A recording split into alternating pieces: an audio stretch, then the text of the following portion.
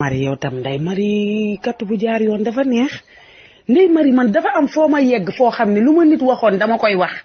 duma ko tay man sama jëkkër lu may nëbb si moom rek moom bu katt gi neexee dama koy wax ndax xam naa moom durant fi muy nampee sama ween bi téye beneen cus bi fa laa fay nekk déliré commencé di wax ndax man damay téen rek di wax yu neex nag lu ne lay wax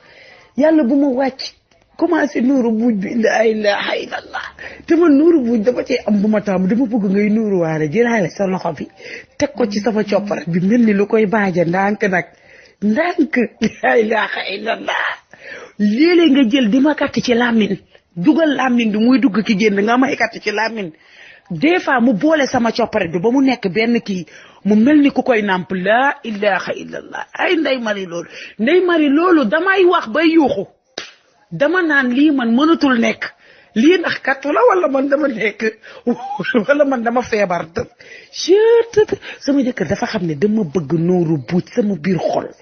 moo tax sama lëf li dama koo fonk parce que dama bëgg nuuru buuj